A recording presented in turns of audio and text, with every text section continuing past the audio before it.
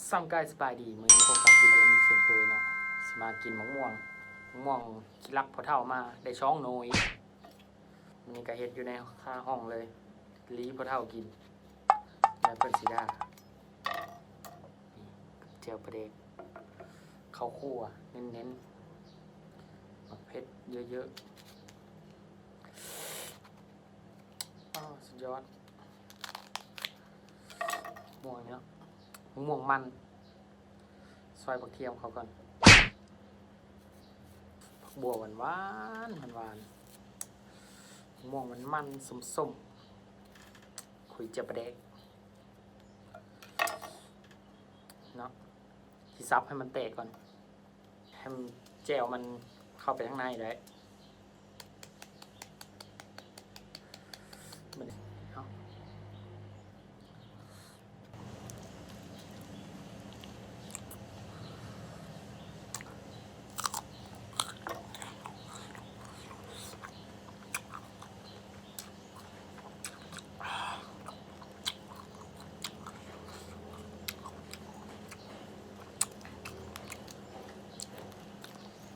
ผักบัวเน้นๆ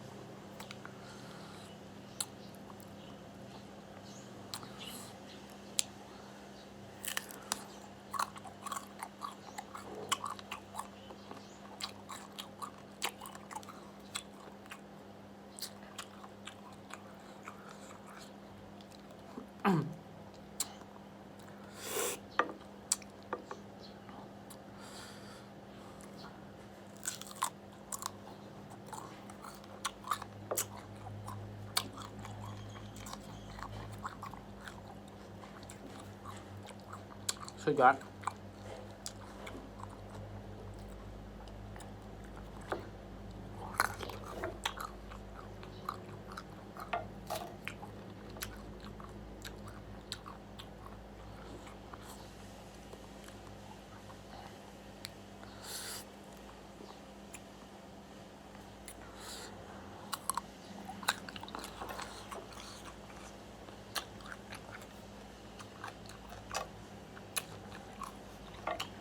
บักโมง2 หน่วย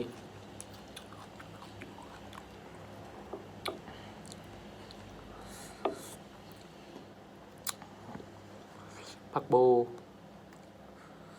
ผักบัว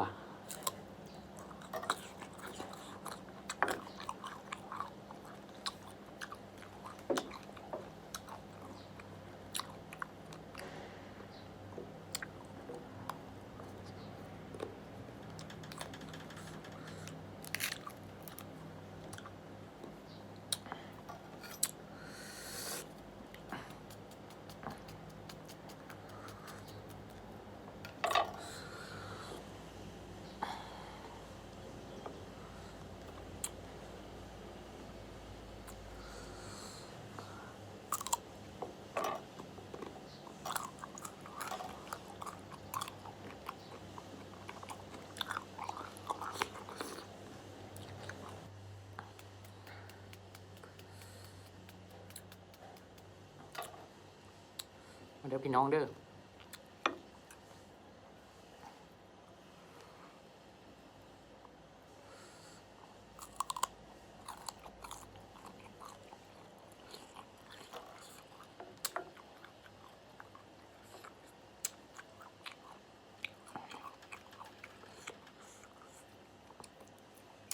คุยคักๆนี่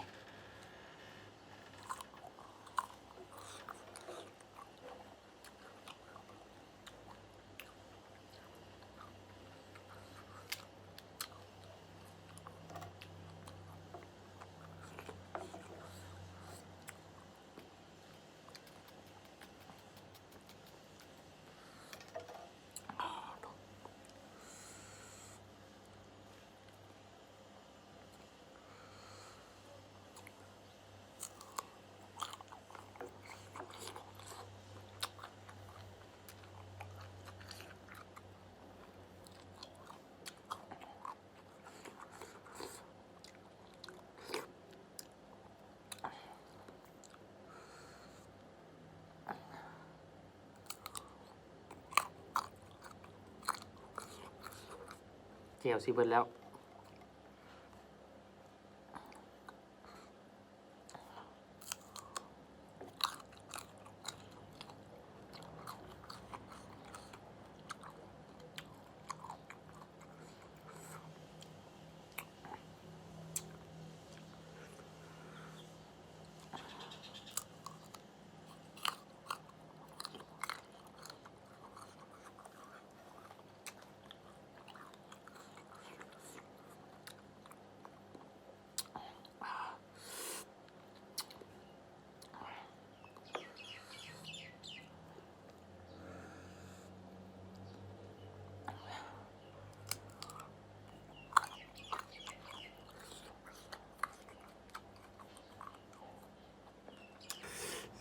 คลิปวิดีโอนี้กะ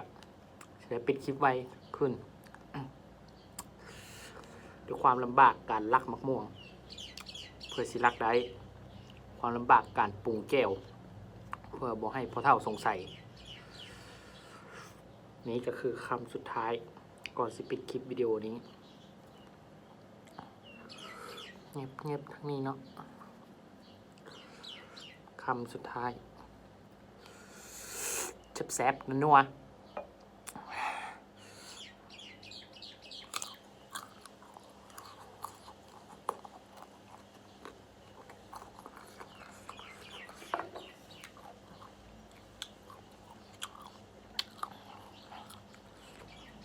นั่งหน่อยหนึ่ง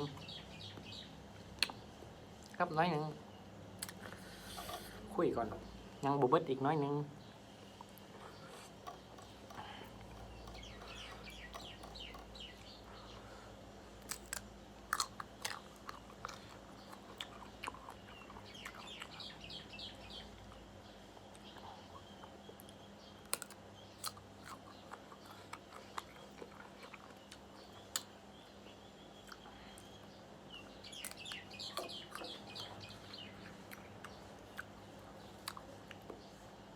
จบไปที่เรียบร้อยในคลิปวิดีโอนี้อาจสิจบไวว่าแจบไปก่อนขอบใจที่รับชมจนเบิดวันจนจบเป็นจังไดก็กดไลค์กดแชร์กด Subscribe เด้อบายขอบใจ